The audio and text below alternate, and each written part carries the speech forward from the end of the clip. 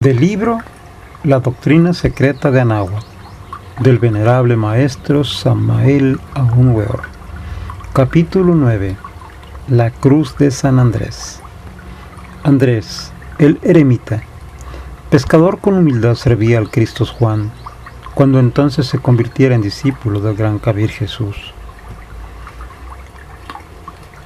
El crístico evangelio de la humanidad solar nos dice, en efecto, que al iniciar el gran ser su esotérica misión, fue a Cafarnaúm, ciudad marítima de Galilea, de la que el profeta Isaías había dicho: pueblo que estaba en las tinieblas, vio una gran luz, y luz les nació a cuantos en sombra de muerte moraban en la tierra. Mateo 4 al 16. Yendo entonces el lobo solar por la ribera del mar, del lago, tomó como discípulos primeros a los pescadores Pedro y Andrés, para hacerlos pescadores de hombres. Mateo 4 al 19. Andrés asistió a Jesús, el gran sacerdote gnóstico, en la milagrosa pesca del lago de Genezaret o Jainezaret, el simbólico lago Ginas, donde el fuego sagrado realizara tantos portentos. Escritas están, con palabras de oro en el libro de la vida, varias resurrecciones y milagros realizados por Andrés, después de la muerte del gran Kabir. Dice la leyenda de los siglos que en Nicea, izquierdos tenebrosos y siniestros, merodeaban por ahí 7 demonios que asesinaban a los viajeros. Ante el veredicto solemne de la opinión pública, Andrés, después de convertirlos en perros, les expulsó de todos esos contornos. El extraordinario suplicio de Andrés, lleno de portentos, hizo muy célebre a la cruz en X, sobre la cual, en forma despiadada, había atado sus miembros separados. Indubitablemente, y sin exageración alguna, podemos y debemos afirmar solemnemente que esta X simbólica, que es ciertamente una K griega, fue, es y será siempre uno de los símbolos más valiosos del esoterismo crístico. Muchas hermandades místicas adoptaron el mágico signo de Andrés, X, Cristos, el pez, etc. Ostensiblemente, Andrés fue específicamente aceptado por las esotéricas fraternidades de Escocia.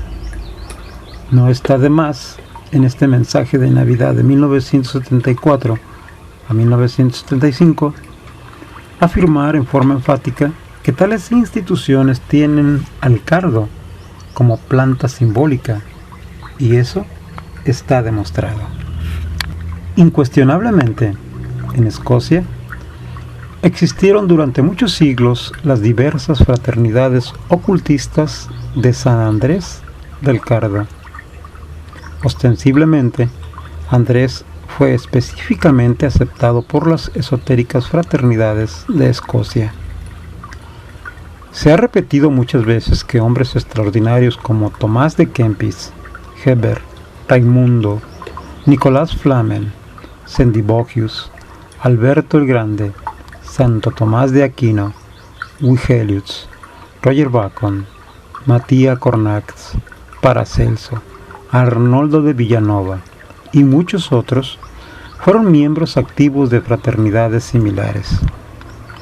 Si el Inmaculado Cordero de Dios, que borra los pecados del mundo, carga la simbólica cruz sobre su oriflama, ¿cómo el hierofante Jesús sobre su sangrante espalda, sosteniéndola valientemente con la pata, tal como se ven algunas imágenes religiosas? Es porque tiene el signo sagrado incrustado vivamente en la misma pata. Quienes reciben al espíritu inefable del Foat sagrado, que lo llevan en sí y que son debidamente marcados por su signo glorioso, ciertamente y en nombre de la verdad diremos que nada tienen que temer del fuego elemental. Estos son los auténticos hijos del sol, los verdaderos discípulos de Elías, que tienen por guía al astro de sus antepasados. El signo de la cruz, sublime monograma del Cristo Señor nuestro, del que la cruz de San Andrés y la milagrosa llave de San Pedro son dos réplicas maravillosas de igual valor alquimista y cabalista. Es pues la marca capaz de asegurar la victoria a los trabajadores de la gran obra. En el cruzamiento central de la cruz de Palenque está colocado el árbol de la vida de la Cábala hebraica. Este es un verdadero prodigio del antiguo México. Indubitablemente, el árbol de la ciencia del bien y del mal y el árbol de la vida comparten sus raíces.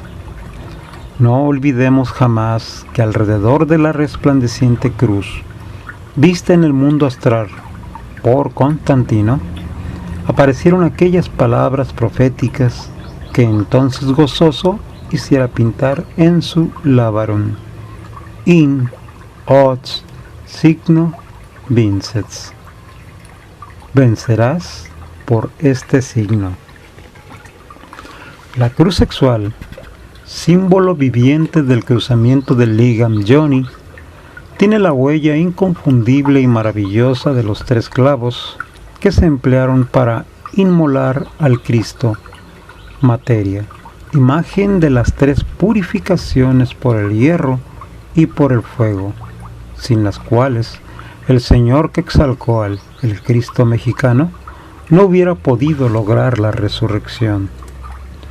La cruz es el jeroglífico antiguo alquímico del crisol, al que antes se llamaba en francés cruciol, crucible, croiset, en latín crucibulum, crisol.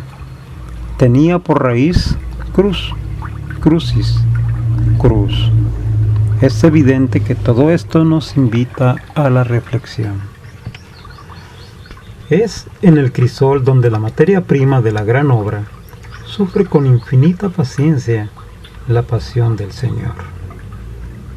En el erótico crisol de la alquimia sexual muere el ego y renace el ave fénix de entre sus propias cenizas. Inri, in, regix, renascor, integer. En la muerte renace intacto y puro. Sórdida es la muerte con victoria. ¿Dónde está, oh muerte, tu aguijón?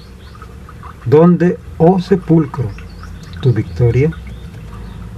Roger Bacon, en su monumental obra titulada Aesop, libro por cierto muy similar al Aesop de la poderosa sabiduría oriental, presenta en un grabado trascendental al primer estado del proceso alquímico por medio de un cadáver descompuesto acostado en la retorta maravillosa de la alquimia.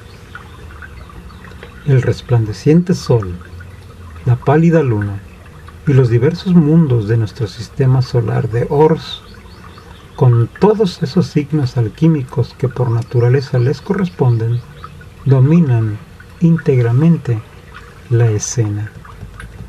Resulta extraño ver aquel cadáver levantando la cabeza, como queriendo resucitar de entre los muertos.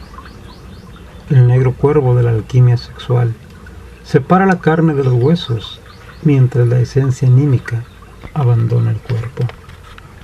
Esta imagen del profano muerto, resucitando luego a la iniciación a lo real, es fuera de toda duda y sin ambagajes un símbolo osirio extraordinario. La carne abandona los huesos, litúrgica frase de las fraternidades de San Andrés del Cardo y similares. Aniquilación del querido ego en el oratorium del tercer logos es el hondo significado de las torturas de Andrés en la terrible X. Terrorífica muerte indispensable que jamás realizarse podría con ningún fuego vulgar. Obviamente, y sin ningún arte, para esta labor se requiere la ayuda extra de un agente oculto, de un fuego secreto de tipo sexual, el cual, para dar una idea de su forma, se parece más a un agua que a una llama. Este fuego, o esta agua ardiente, es la chispa vital comunicada por el logos a la materia inerte. Es el foad divinal encerrado en todo lo creado. El rayo ígneo, el kundalini, la serpiente sagrada de la sabiduría de Anáhuac, ascendiendo por el canal medular espinal del adecto. Conexión del Ligan Yoni sin eyaculación del Enseminis es ciertamente la clave específica mediante la cual Adán y Eva pueden despertar a la serpiente de Saturno en su anatomía oculta. Incuestionablemente, la lectura muy atenta de Artepius de Pontano y de la obra titulada Epístola de Igne Philoxporum resulta muy oportuna, porque en esas páginas inmortales el lector podrá encontrar valiosas indicaciones sobre la naturaleza y las características completas de este fuego acuoso o de esta agua ígnea. En los empedrados patios de los augustos y sagrados templos de Anáhuac, los candidatos a la iniciación humana y solar, hombres y mujeres, en mutuo intercambio de caricias, realizaban la conexión del Ligan Yoni, retirándose luego del coito químico sin eyacular el Enseminis, la entidad del semen. Así, lograban el despertar de la saturnina serpiente. La transmutación sexual del Enseminis en energía creadora es ciertamente el axioma fundamental de la ciencia hermética.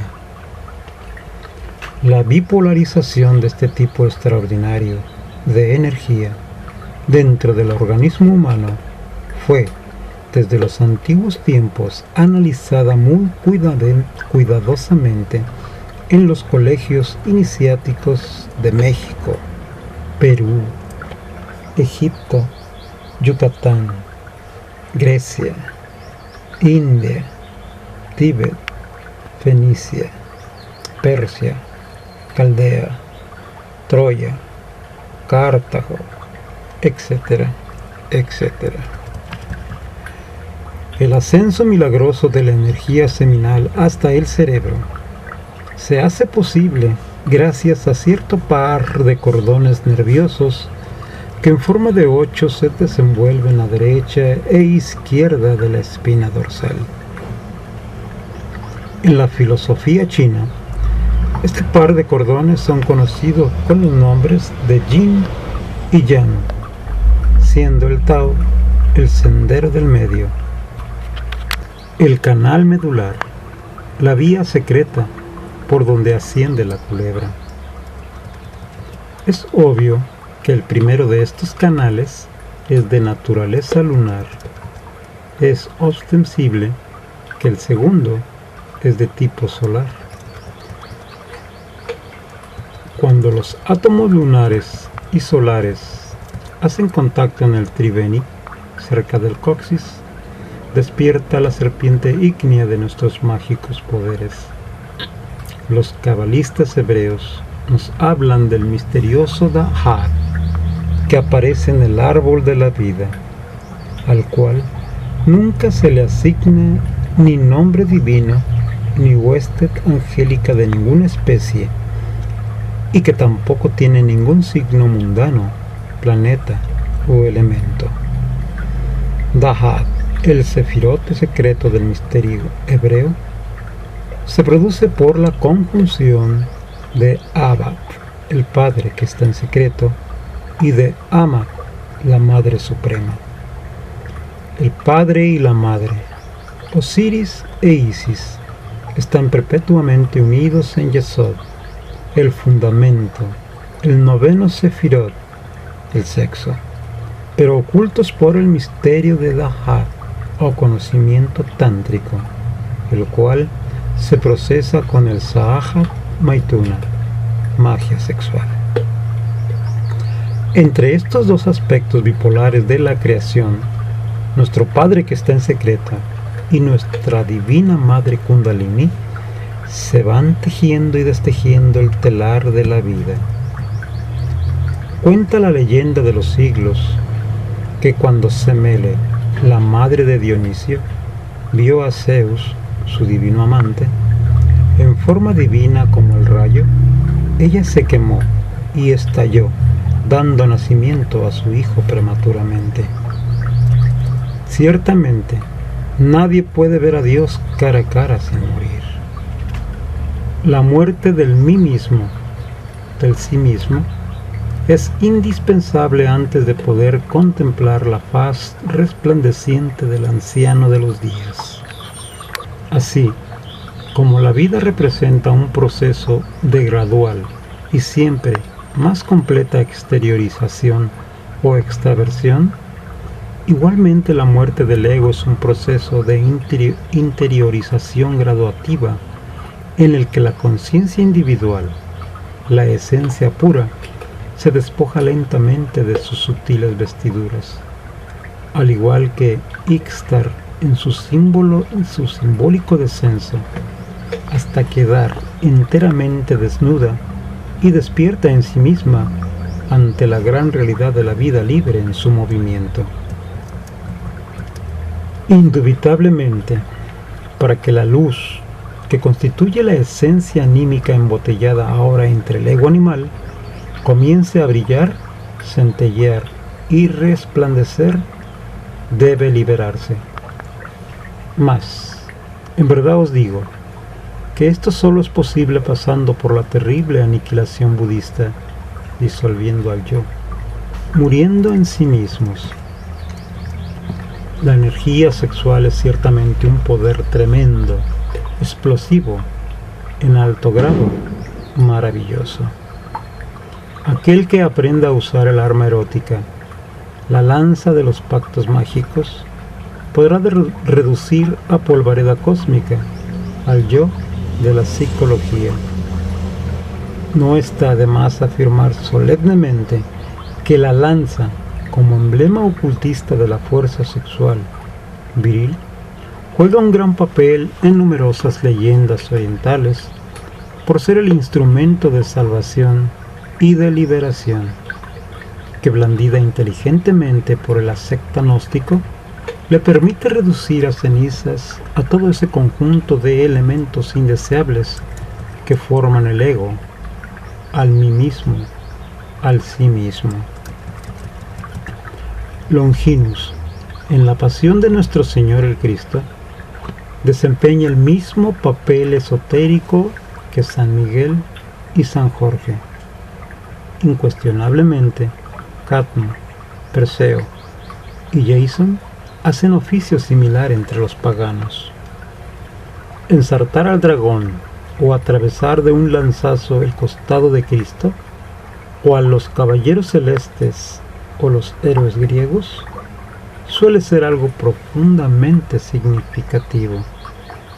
La cruz de San Andrés y el asta lanza alegorizan íntegramente a todo el trabajo de la aniquilación budista.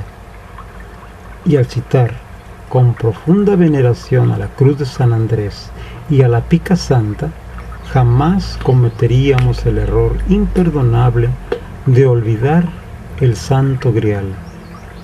Las crateras sagradas de todas las religiones representan al órgano sexual femenino de la generación y también de la regeneración, y que corresponde ciertamente al vaso cosmogónico de Platón, a la copa de Hermes y de Salomón, y a la urna bendita de los antiguos misterios. La madre de nuestra carne, o la mujer de la serpiente, es célebre en las tradiciones mexicanas que la representan caída de su estado primitivo, de dicha y de inocencia. Según los libros de Zoroastro, el primer hombre y la primer mujer fueron creados puros y sometidos a Hormuz, su hacedor. Arimán los vio y se sintió celoso de su felicidad. Los abordó en forma de culebra, les presentó unos frutos y los convenció de que era él mismo el creador del universo entero. Le creyeron y desde entonces su naturaleza se corrompió totalmente. Los monumentos y las tradiciones de los hindúes confirman la historia de Adán y Eva y de su caída. Esta tradición existe asimismo entre los budistas tibetanos y era enseñada por los chinos y los antiguos persas. El pecado original es, pues, la raíz del ego, la causa causorum del mí mismo, del sí mismo. Las expiaciones que se celebran entre diversos pueblos para purificar al niño a su entrada en esta vida constituyen de hecho un pacto de magia sexual. En Yucatán, México, se llevaba al niño al templo, donde el sacerdote derramaba sobre su cabeza el agua destinada al bautismo y le daba un nombre. En las Canarias, las mujeres desempeñaban esta función en lugar de los sacerdotes. Adán y Eva aparecen siempre separados por el tronco del árbol paradisíaco. En la mayoría de los casos, la serpiente, enrollada en torno a aquel, se representa con cabeza humana. Solo mediante el pleno cumplimiento del pacto mágico sexual del sacramento del bautismo es posible aniquilar al pecado original para retornar al paraíso. Yaquín y Boaz, Urimen y Tumim, Apolo y Diana, son ciertamente las dos columnas torales del templo de la sabiduría. En medio de las dos columnas del templo se encuentra el arcano AZF, la clave de la gran obra. Goethe, adorando a su divina madre Kundalini, la serpiente sagrada que asciende por el sendero Tao, la médula espinal, exclamaba lleno de éxtasis: Virgen pura, en el más bello sentido, Madre digna de veneración, Reina elegida por nosotros, y de condición igual a los dioses.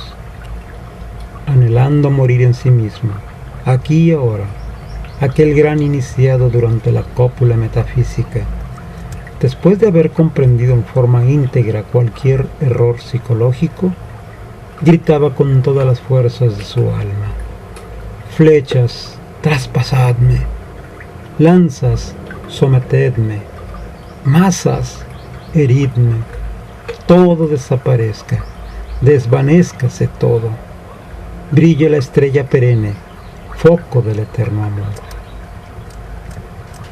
Comprender y eliminar, he ahí la clave de la cruz de San Andrés. Así es como vamos muriendo de instante en instante. No es posible eliminar radicalmente un defecto psicológico sin antes haberlo comprendido íntegramente en todos los niveles de la mente. Durante el coito químico, Devi Kundalini, nuestra madre cósmica particular individual, puede y debe empuñar la pica santa, el asta de Minerva, la lanza de Aquiles, el arma de Longinus, para destruir el defecto psicológico que realmente hayamos comprendido. Pedid y se os dará, golpead y se os abrirá. Dice la leyenda de los siglos que el señor Quetzalcóatl, en vísperas de su caída, decía: mis casas de ricas plumas, mis casas de caracoles, dicen que yo he de dejar. Lleno entonces de alegría, mandó traer a la reina a la estera preciosa. Id y traed en vosotros a la reina Quetzalpecatl, la Eva de la mitología hebraica, la que es deleite de mi vida, para que juntos bebamos hasta embriagarnos. Fueron los pajes hasta el palacio de Tlamachuayán, y de allí a la reina trajeron. Señora, reina, hija mía, nos manda el rey Quetzalcóatl que te llevemos a él. Quiere que con él goces. Ella le responde, iré. Cuando Quetzalpecatl llega, va a sentarse junto al rey. Le dieron de beber 4 veces, y la quinta en honor de su grandeza. Y cuando estuvo embriagada, comenzaron a cantar los magos, y se levantó titubeante el mismo rey Quetzalcóatl, y le dijo a la princesa en medio de cantos, esposa, gocemos bebiendo de este licor. Se refiere al licor de la lujuria. Como estaban embriagados, nada hablaban ya sin razón, pues el lujurioso no entiende razones. Ya no hizo el rey penitencia, ya no fue al baño ritual, tampoco fue a orar al templo. Al fin, el sueño les rinde, y al despertar otro día, los dos se pusieron tristes, se les oprimió el corazón. En la mitología hebraica se dice que Adán y Eva se pusieron muy tristes después de haber comido del fruto prohibido, y fueron abiertos los ojos de ambos y conocieron que estaban desnudos. Entonces cosieron hojas de higuera y se hicieron delantales. Dijo entonces Quetzalcóatl, me he embriagado, he delinquido. Nada podrá ya quitar la mancha que he echado en mí. Entonces, con sus guardianes se puso a cantar un canto. A la multitud que esperaba afuera, se le hizo esperar más. Mortificado, lloroso, lleno de pena y angustia, al ver que sus malos hechos eran conocidos ya, y sin que nadie lo consolara, ante su Dios, se puso a llorar. Esto es textual de la épica Nahual y nos invita a meditar. Lo que a continuación prosigue es fácil colegirlo si leemos los siguientes versículos de la Biblia hebraica. Y lo sacó Jehová del huerto del Edén, para que labrase la tierra de que fue tomado. Echó, pues, fuera al hombre, y puso al oriente del huerto del Edén querubines, y una espada encendida que se revolvía por todos lados, para guardar el camino del árbol de la vida. Génesis 3, 23 y 24. La huida de Quetzalcóatl, su salida misteriosa de la tula paradisiaca, resulta ciertamente insólita, inusitada. Dicen que entonces quemó todas sus casas de oro y plata y de conchas rojas y todos los primores del arte tolteca. Obras de arte maravillosas, obras de arte preciosas y bellas, todo lo enterró. Todo lo dejó escondido allá en lugares secretos, o dentro de las montañas, o dentro de los barrancos. Riquísimo tesoro inagotable que posteriormente hubo de buscar y hallar. Riqueza esotérica escondida entre las entrañas de la tierra. Místicos párrafos de anáhuatl que sabiamente traducidos en términos gnósticos y alquimistas resultan superlativos. Reducción metálica del oro espiritual es la secuencia o corolario inevitable de toda caída sexual.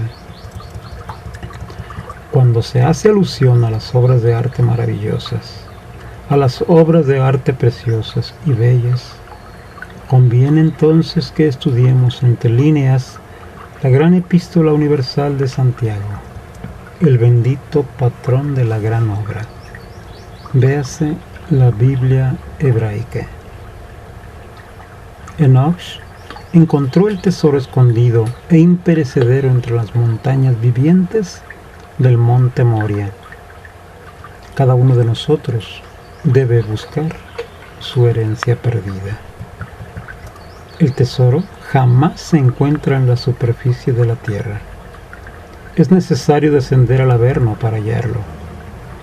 Visita interiora terrae rectificatur invenies occultum lapidum. Visita el interior de la tierra, que rectificando encontrarás la piedra oculta. Indubitablemente, la piedra filosofal y todas esas gemas preciosas de la Jerusalén celestial, simbolizando virtudes y poderes cósmicos trascendentales, constituyen el tesoro de Quetzalcóatl, nuestra riqueza íntima particular, que dejamos escondida al salir del Edén y que debemos buscar dentro de nosotros mismos, aquí y ahora.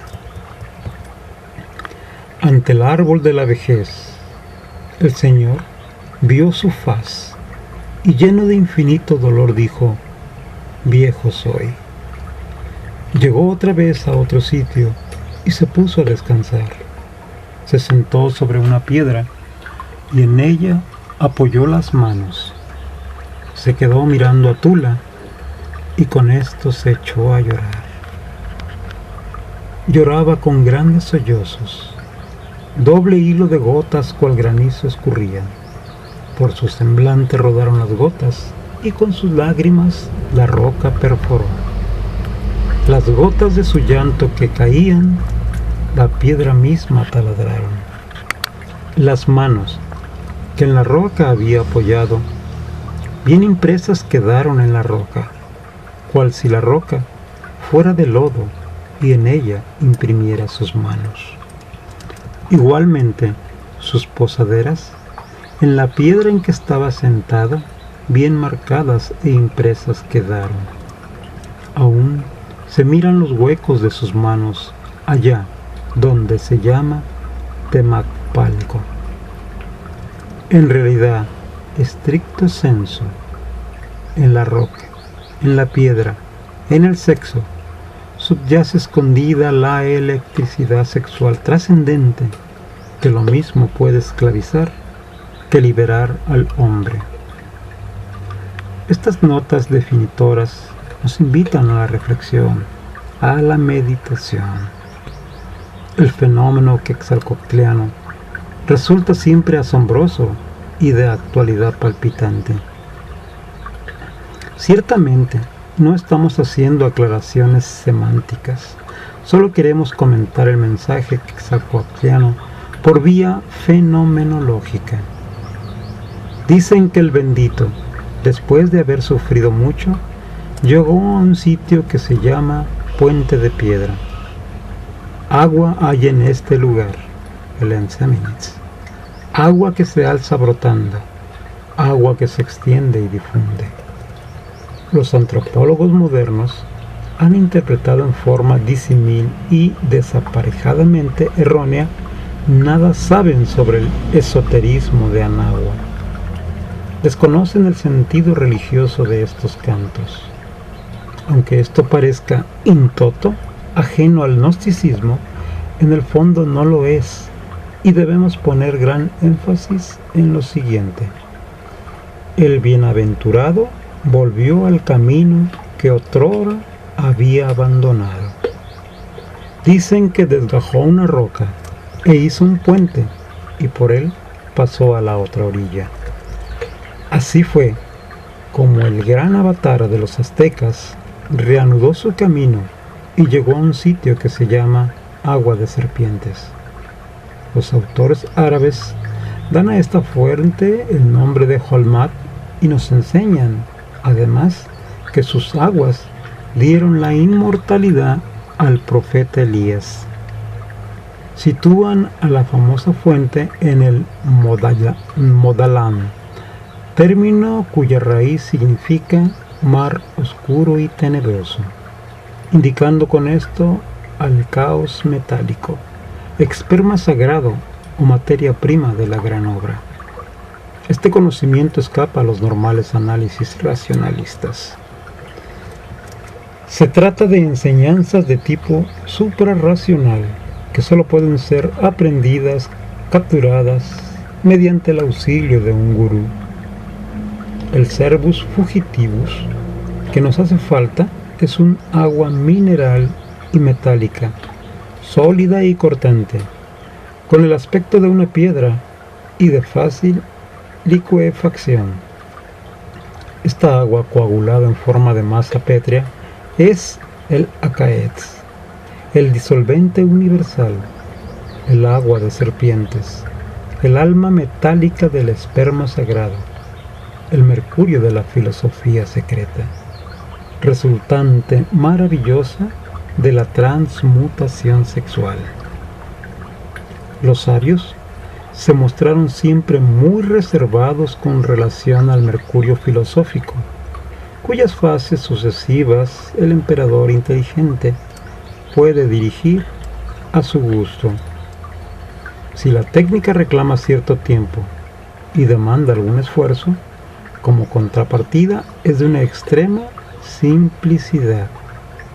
No requiere pericia alguna ni habilidad profesional, sino solo el conocimiento de un curioso artificio que constituye ese secretum secretorum que nosotros los gnósticos hemos ya divulgado públicamente. Conexión del ligam yoni, falo, útero, sin derramar jamás en la vida el vaso de Hermes. Carmeal dice: cuando en el periodo de la tensión muscular y antes de la inversión de las corrientes surge la sensación de la eyaculación inminente, el fluido seminal será detenido echando la lengua tan atrás como sea posible y conteniendo la respiración. Se recomienda también la contracción de los músculos del ano, como si se estuviera practicando el ejercicio de concentración sobre el Muladhara chakra. El alma metálica del esperma es el Hermex, el mercurio tintóreo que lleva en sí al oro místico, de la misma manera que San Cristóbal lleva a Jesús y el Cordero su propio vellón. Fue así, mediante el mercurio de la filosofía secreta, como el bienaventurado Señor Quetzalcóatl regeneró al oro en su alma y en su espíritu y en los cuerpos existenciales superiores del ser. Inútilmente intentan los tenebrosos hacer que el bendito regrese al pasado pecaminoso. De ningún modo me es ahora posible regresar, responde el Señor. Debo irme. ¿Dónde irás, Quetzalcóatl?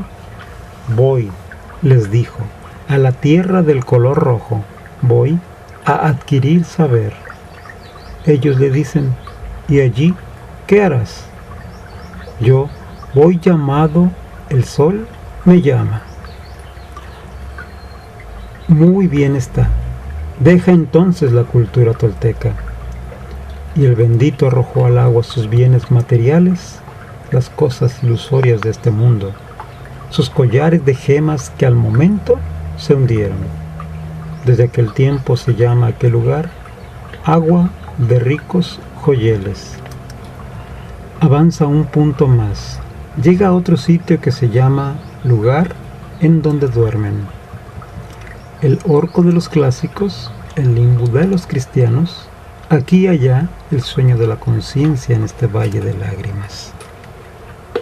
Allí sale a su encuentro un adepto de la mano izquierda y le dice: ¿a dónde vas? El bendito contestó: voy a la tierra del color rojo, voy a adquirir sabiduría. Muy bien, bebe este vino del olvido. Yo he venido a traerlo para ti. No, no puedo, ni siquiera puedo un poco gustar. De fuerza habrás de beber. Tampoco yo puedo dejarte pasar, ni permito que sigas tu camino sin que bebas. Yo tengo que hacerte beber y aún embriagarte. Bebe pues. Entonces Quetzalcóatl, con una caña, pues era un bodhisattva caído, bebió vino. Y una vez que hubo bebido, cayó rendido del camino. Comenzó a roncar en su sueño, durante muchas reencarnaciones, pasando por indecibles amarguras. Y su ronquido se oía resonar desde muy lejos. Cuando al fin despertó conciencia nuevamente, miraba a un lado y a otro, se miraba a sí mismo y se alisaba el cabello. De esta razón, el nombre de aquel sitio es lugar en donde duermen. De nuevo emprendió el viaje. Llegó a la cima que está entre el monte humeante que simboliza al Ligan y a la mujer blanca que simboliza al Yoni.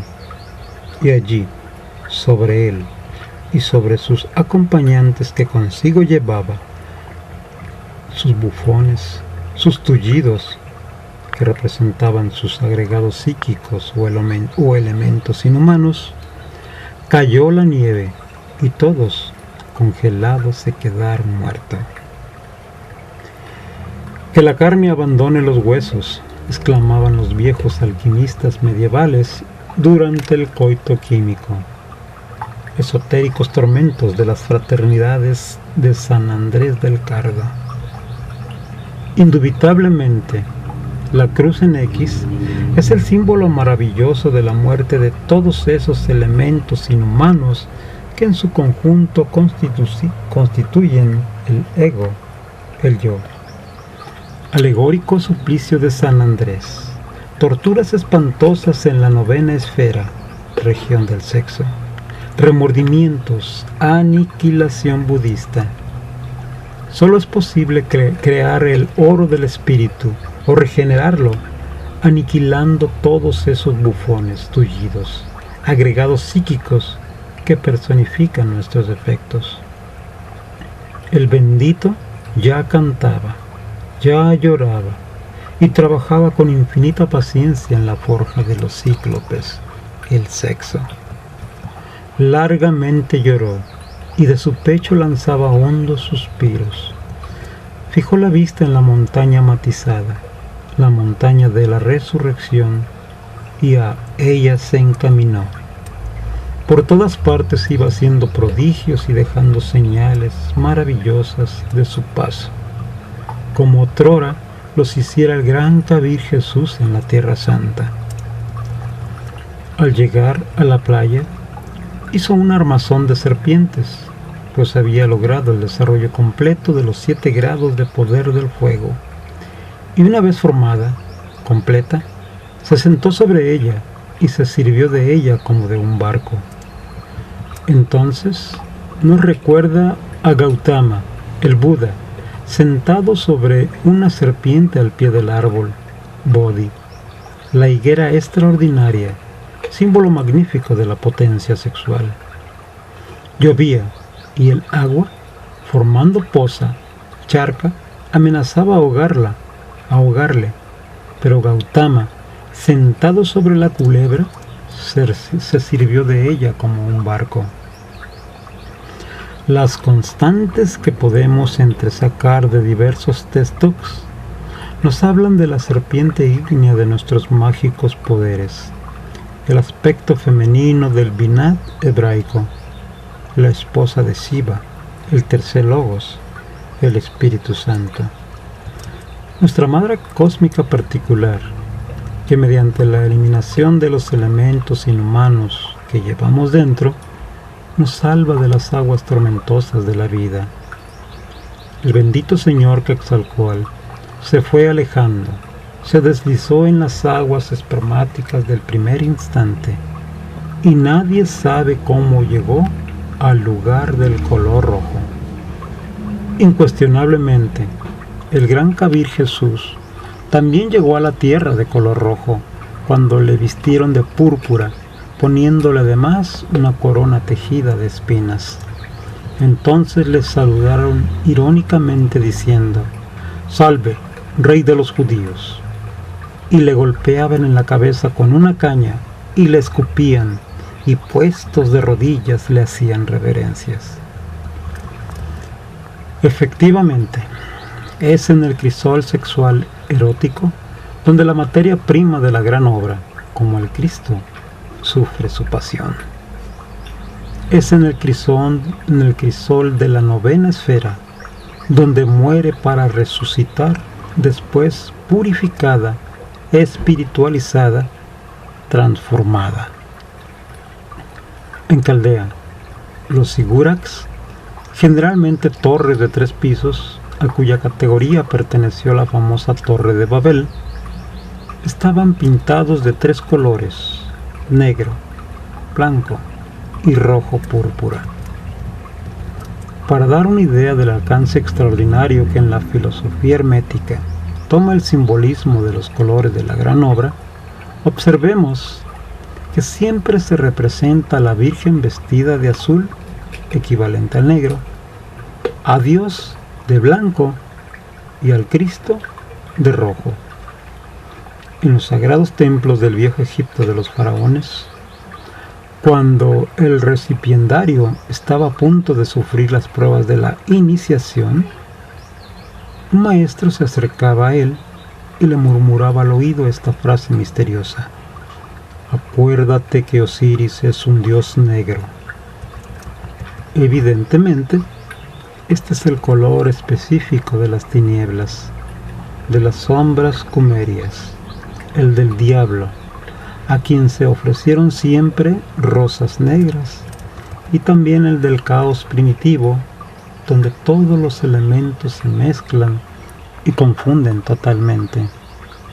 El símbolo del elemento tierra, de la noche y de la muerte radical de todos esos agregados psíquicos que en su conjunto constituyen el mí mismo.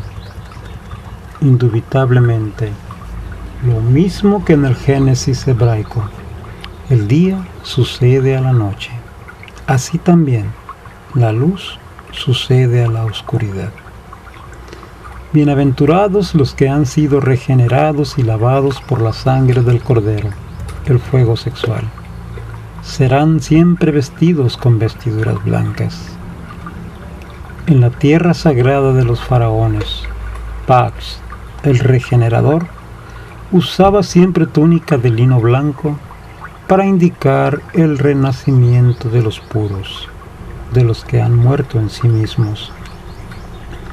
Para la aplicación sistemática de nuestro punto de vista relacionado con los colores de la materia prima de la gran obra, es urgente e impostergable recordar a nuestros estudiantes gnósticos que antes de llegar a la tierra del color rojo, Quetzalcóatl, el Cristo mexicano, pudo usar en pleno derecho la túnica amarilla. El color blanco sucede al negro, el amarillo al blanco, y el púrpura de los reyes sagrados de las dinastías solares se sucede siempre al amarillo. Cuando el bendito llegó a la tierra del color rojo, ciñó sobre sus hombros la púrpura de los reyes divinos y resucitó de entre los muertos. Dicen que entonces se vio en las aguas como un espejo, el espejo de la alquimia. Su rostro era hermoso otra vez, regresó al paraíso perdido. Se atavió con los más bellos ropajes y habiendo encendido una hoguera, en ella se arrojó. El fuego sexual acabó totalmente con su yo psicológico, no quedando ni sus cenizas. Y las aves de ricos plumajes, las aves del espíritu, vinieron a ver cómo ardía el pechirrojo, el ave de color de turquesa, el ave tornasol, el ave roja y azul, la de amarillo dorado y 1000 aves preciosas más. Cuando la hoguera cesó de arder, consumada la gran obra, se alzó su corazón y hasta los cielos llegó. Allí se mudó en estrella, y esa estrella es el lucero del alba y del crepúsculo. Antes había bajado al reino de los muertos, y tras 7 días de estar allí, subió, mudado en astro. El iniciador nos presenta siempre el espejo de la alquimia con una mano, mientras sostiene con la otra al cuerno de Amaltea. A su lado vemos el árbol de la vida, tan estudiado por los cabalistas hebreos. El espejo simboliza siempre el comienzo de la obra. El árbol de la vida indica su final y el cuerno de la abundancia el resultado.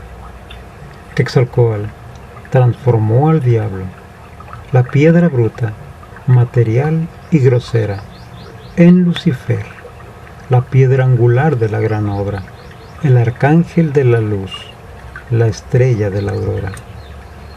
El diablo, la reflexión de nuestro logos interior, fue la criatura más excelente antes de que cayéramos en la generación animal. Blanquea el latón y quema tus libros, nos repiten todos los maestros del arte hermético. El bienaventurado, al pasar por las torturas de los hermanos de la fraternidad del cardo, blanqueó al diablo, lo tornó a su estado resplandeciente y primigenio. Quien muere en sí mismo, aquí y ahora, libera a Prometeo, encadenado, y éste le paga con creces porque es un coloso con potestad sobre los cielos, sobre la tierra y sobre los infiernos.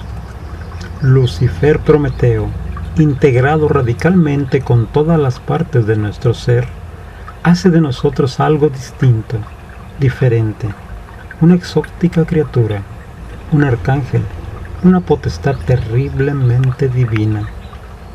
No está de más recordar en este tratado que cuando las santas mujeres entraron al sepulcro del Salvador del mundo, en vez del hombre que habían conocido, vieron a un ángel cubierto con una larga ropa blanca y se espantaron. Escrito está: al que venciere y guardare mis obras hasta el fin, yo le daré autoridad sobre las naciones, y las regirá con vara de hierro, y serán quebradas como a vaso de alfarero, como yo también la he recibido de mi Padre. Y le daré la estrella de la mañana, Venus Lucifer. Enrique Conrad, en su Amphitheatrum Sapientiae Aeternae, describe: finalmente, cuando la obra haya pasado del color cenizoso al blanco puro y luego al amarillo, verás la piedra filosofal, el citado arcángel, nuestro rey, el tercer logos, elevado por encima de los dominadores, que sale de su sepulcro vítreo, se levanta de su lecho y acude a nuestro escenario mundano en su cuerpo glorificado, es decir, regenerado y pluscuamperfecto. Digamos, para aclarar, que el término piedra filosofal significa, según la lengua sagrada, piedra que lleva el signo del sol. Ahora bien, este signo solar viene caracterizado por el color rojo, el cual puede variar de intensidad. Un viejo alquimista dice: lo que nosotros perseguimos con todos los filósofos no es la unión de un cuerpo y un espíritu metálicos, sino la condensación, la aglomeración de este espíritu en un envoltorio coherente, tenaz y refractario, capaz de arroparlo, de impregnar todas sus partes y de asegurarle una protección eficaz. Esta alma, espíritu o fuego reunido, debidamente mezclado con Venus Lucifer, concentrado y coagulado en la más pura, más resistente y más perfecta de las materias terrestres, es lo que llamamos nuestra piedra.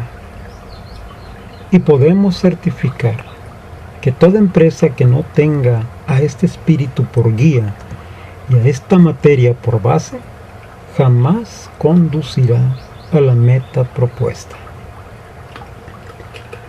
Terminamos. Hermanos, es incuestionable que este texto o grabación guarda infinidad de secretos inefables en el transcurso del inicio hacia la gran obra, de tal manera que bien merece una meditación de fondo. Deseo sinceramente que puedan realizarla.